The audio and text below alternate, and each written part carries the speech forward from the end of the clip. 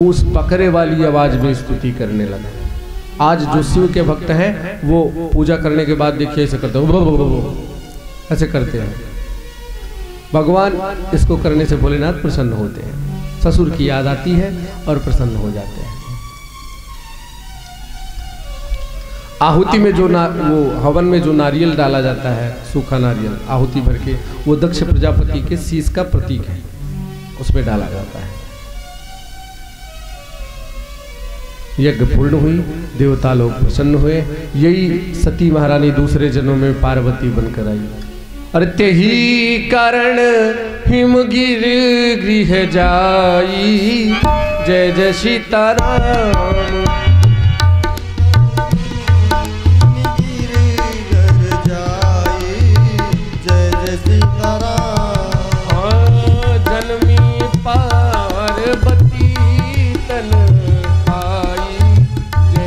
श्याम जन्मी पार्वती तन पाई, जय जय राधा राम।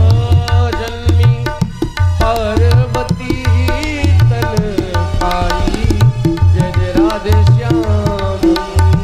जन्मी पार्वती तन पाई, जय जय राधे श्याम। दूसरे जन्म में पार्वती बनकर आई, जंगल में घनघोर तपस्या किया और भोलेनाथ को पुनः प्राप्त किया। इस tariके से मनु महाराज के सबसे छोटी बिटिया के चरित्र का, सबसे छोटी बिटिया की बिटिया के चरित्र का वर्णन किया सती का। बोलिए भोलेनाथ सरकार की जय। अब एक बात मैं आपको बताऊं, आपके लायक, क्योंकि कथा होती तो बहुत से लोग देखता हूं मैं, कहाँ थी, कब आई, कैसे थी, क्या कर रही थी, ये सब बातें होती हैं। एक घर में मेहमान आ गए, एक घर में मेहमान आ गए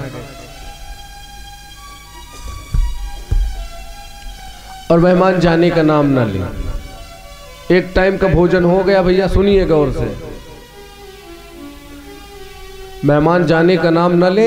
एक टाइम का भोजन हो गया और मेहमान जिनके यहाँ आए थे वो बेचारे गरीब थे, दूसरी टाइम भोजन कराने की उनके पास सामर्थ्य नहीं थी। सोच रहे थे अब दिन में तो भोजन करा दिया, अब रात में इनको क्या खिलाऊं, रात में इनको क्या खिलाऊं। बेटा है कहने लगा, पिताजी अब वो आए हैं, शाम को क्या बनवाया जाए। तो कहने लगे, बेटा जब मैं और मेहमान दोनों लोग बैठ के बात करते रहे, बातें करते रहे, उसी बीच में आके पूछना। जब मैं और वो दोनों लोग बात करता रहूं तो उसी बीच में आकर पूछना कि पिताजी क्या बनवाया जाए, तो मैं बताऊंगा। फिर मेहमान और वो दोनों लोग बातें कर रहे थे, तब तक बेटा आया। भाई बहुत बातें करते हैं।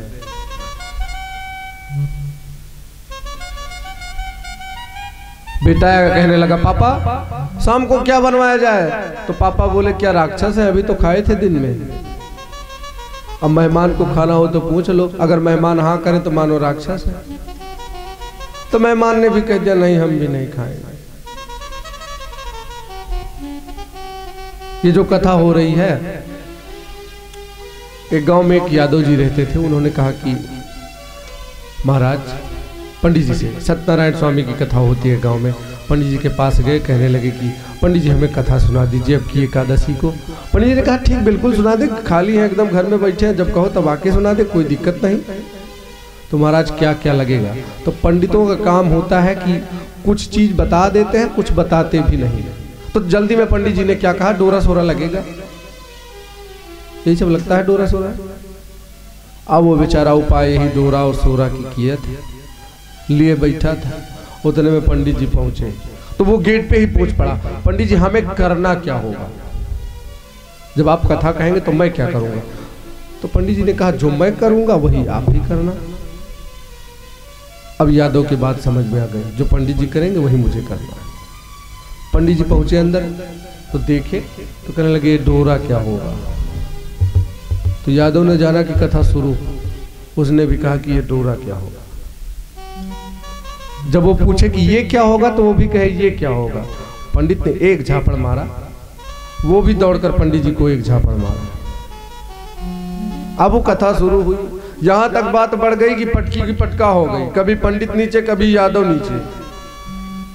और जो यदवाइन थी वो थोड़े दूर में लीपे थी, थोड़ी दूर में लीपा था उन्होंने। तो जब ये लीपे के बाहर चले आए, जहाँ सहता लगा, वो गाय के गोबर से लीपा नहीं जाता, उसके बाहर जब चले आए तो यदवाइन बड़ी सीधी सादी रहा, कहा पंडित लीपन में सुनाओ जाने हुए बड़ी दूर में हुआ थे तो हम पूरा घर लिपटाए हुए। तरी नीक कथा होती है, और लीपे बाहर जाता हो ई भूया लिपित हो रहा है, अशुद्ध है लीपन में सुनाओ। पंडित जी बेचारे किसी तरीके से जब छूटे पाए, झोरा झंडी भूल गए अपना लेना, भागे एक सरपट घर की तरफ।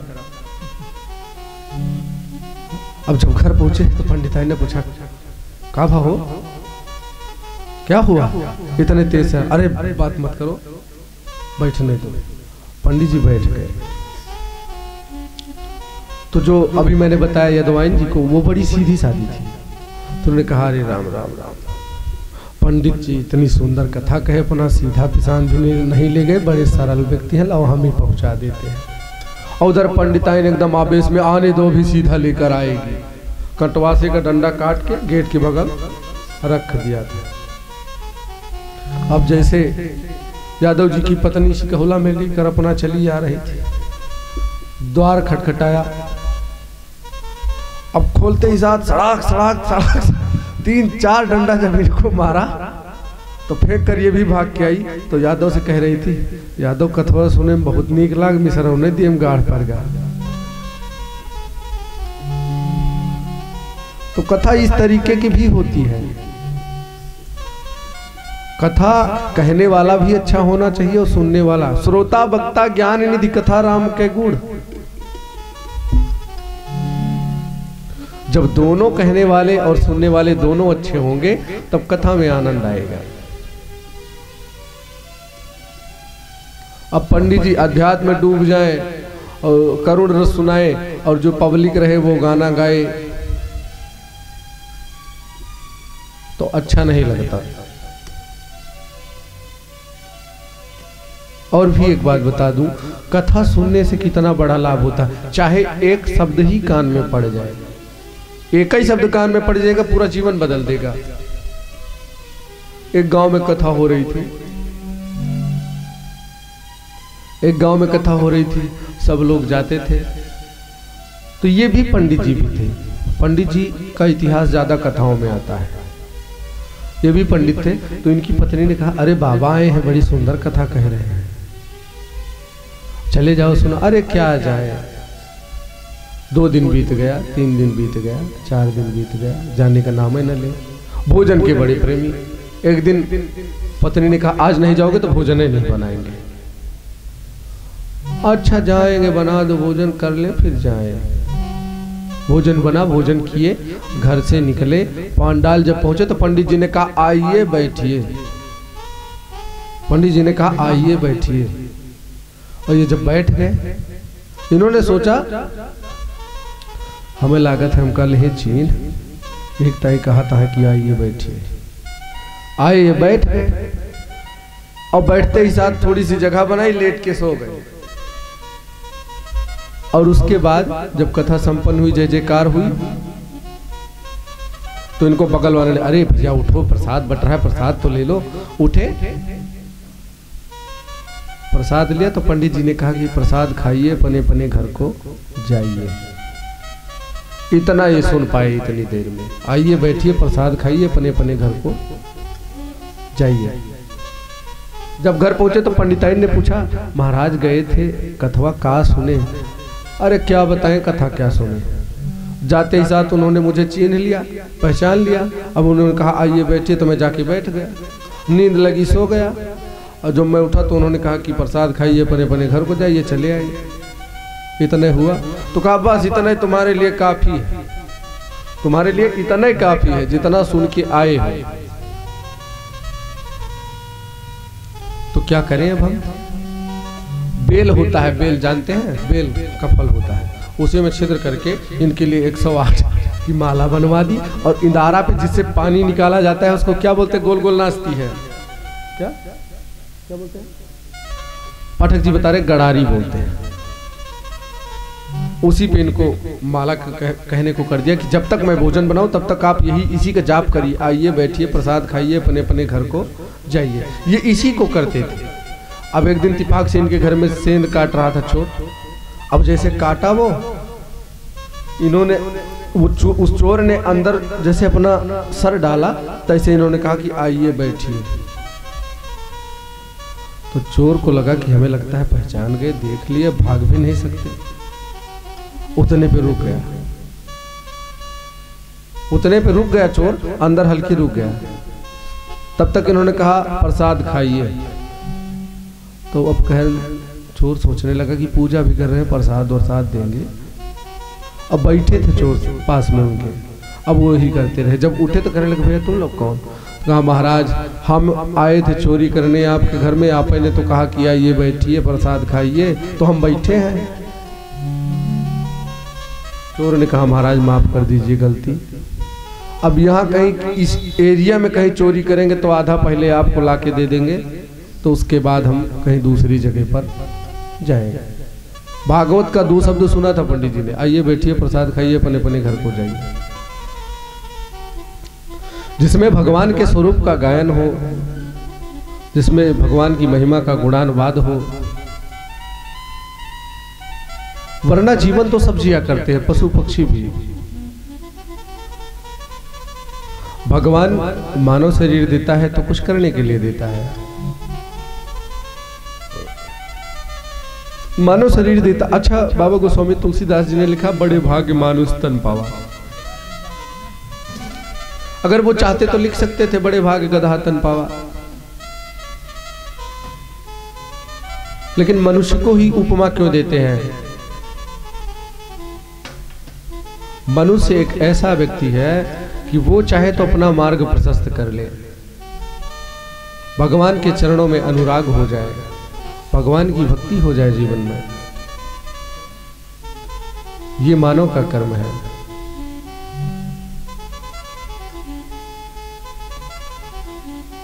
नहीं करोगे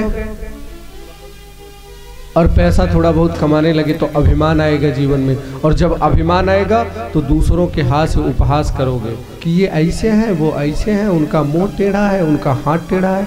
मैं नहीं कहता, परम पूज्य महाराज जी गाया करते हैं, अरे सांसों का क्या भरोसा, रुक जाए कब कहाँ पर, सांसों का क्या भरोसा, रुक जाए कब कहाँ पर, सांसों का क्या भरोसा, रुक जाए कब कहाँ पर, सांसों का क्या भरोसा।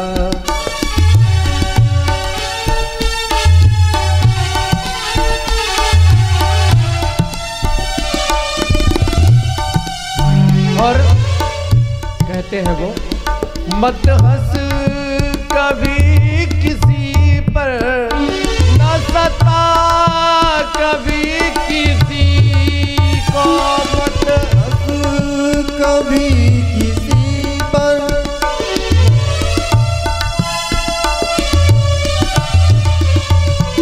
मत हंस कभी किसी पर, न सता कभी किसी को, न जाने कल को तेरा क्या हाल हो यहाँ पर, न जाने कल को तेरा।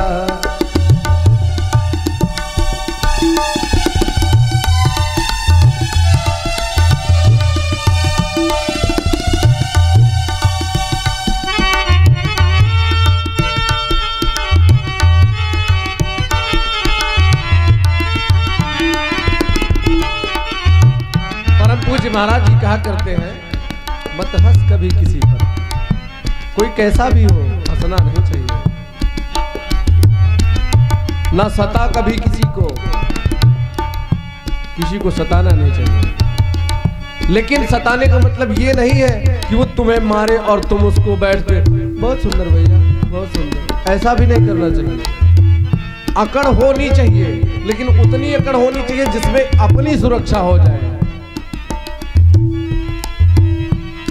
ये हंस जैसा जीवन चाहता है तू बसर कर, ये हंस जैसा जीवन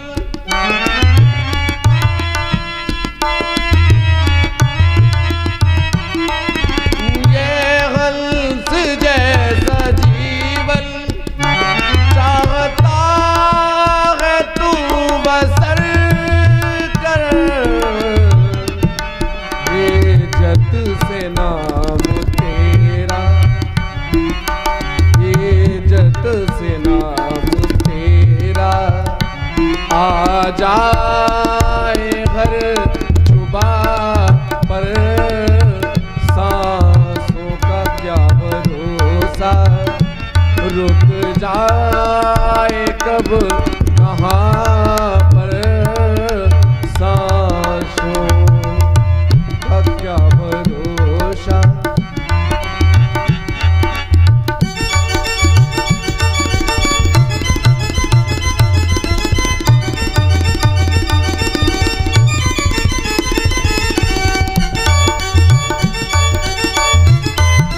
क्या बात है, हरि बोल।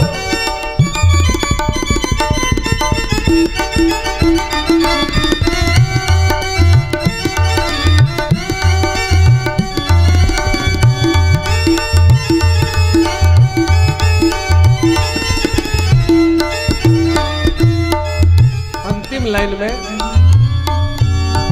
कर काम कोई ऐसा जो बुलंदियों को छू ले, कर काम कोई ऐसा,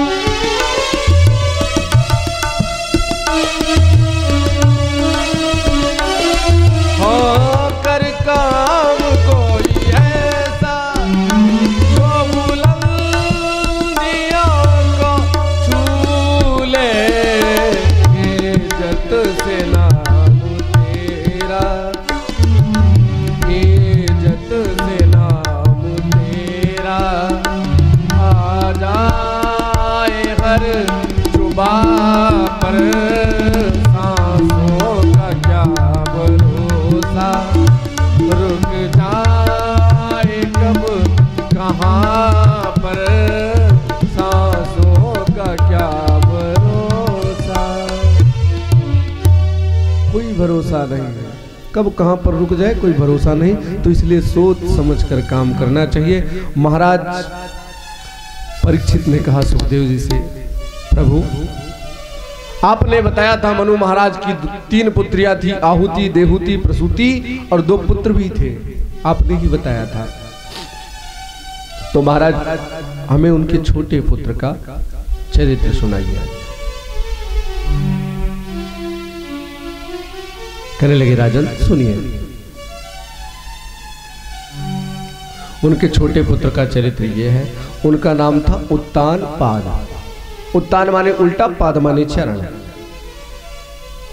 जो पृथ्वी पर उल्टे चरण ऊपर को करके पृथ्वी पर आए वो उत्तान पाद है। हम समस्त संसारी उत्तान पाद है। हम लोग उल्टा तो पृथ्वी पे आते हैं, इसलिए उत्तान पाद। और उत्तान पाद की 2 पत्नियां थी, एक का नाम सुनीति, एक का नाम सुरुचि। सु माने सुंदर, नीति माने बुद्धि। सु माने सुंदर, रुचि माने स्वयं की रुचि। सुमति कुमति सबके उर्ढाई।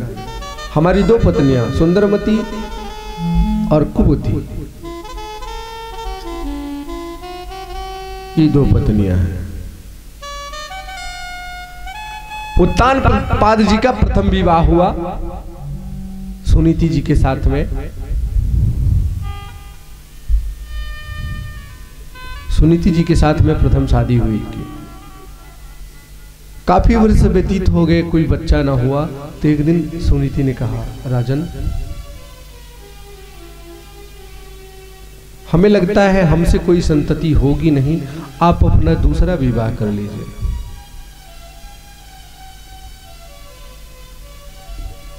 महाराज उत्तानपाद ने कहा, देवी क्या कहती हो, दूसरी आएगी तो तुम्हें यहां रहने देगी? होती है मौत बहुत भली जो एक बार ही आती है, होती है सवत बहुत बुरी जो जीवन भर तड़पाती है। एक दिन नहीं पूरा जिंदगी तड़पाएगी। और आप कहती हो शादी कर लो। महाराज कुछ भी हो लेकिन कुल तो आगे बढ़ेगा।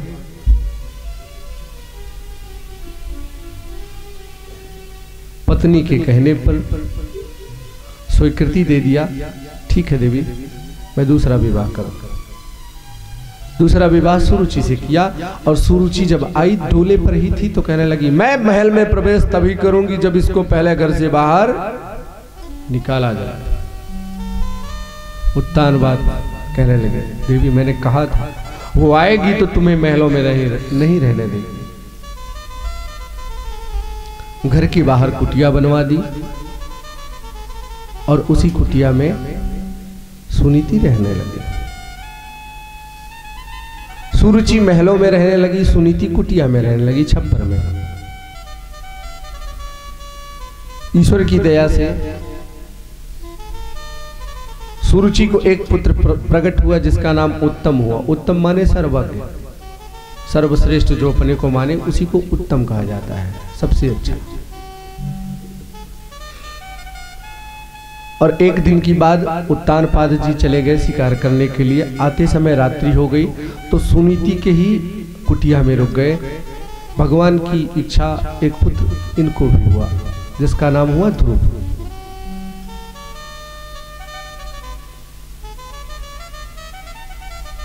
समय व्यतीत होता गया। अब एक दिन की बात, उधर सुरुचि ने अपने पुत्र को तैयार किया।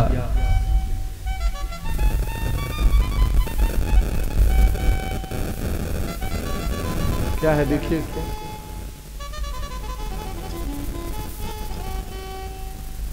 एक दिन अपने पुत्र को तैयार किया सुरुचि ने।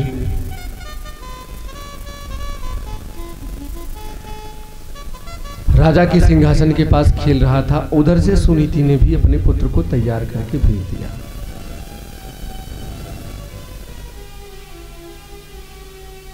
अब सिंहासन के सन्निकट आके ध्रुव जी महाराज खेलने लगे बच्चों के साथ। बच्चा भी, ये भी बच्चा थे, 5 वर्ष के थे।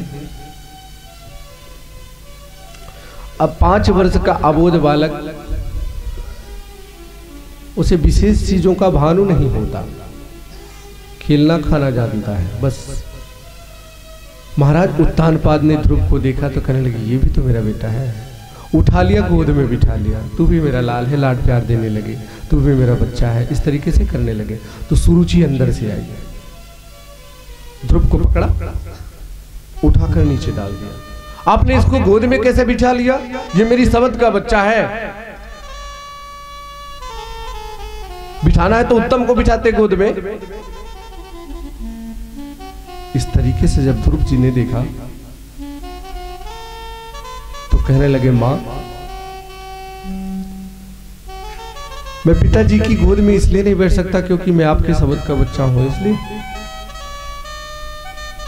ध्रुव जी महाराज 5 वर्ष के, नैन सजल हो गए, नेत्रों में आंसू आ गए।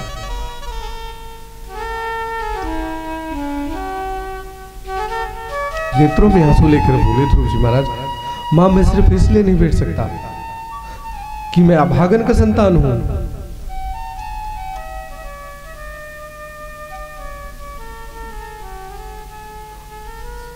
बड़े कठोर वचन आज सुरुचि ने कहे। क्या कहा?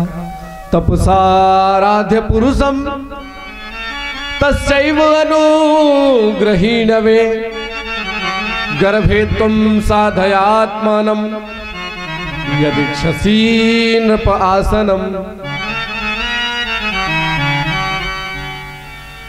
ऐ मेरी बात सुन,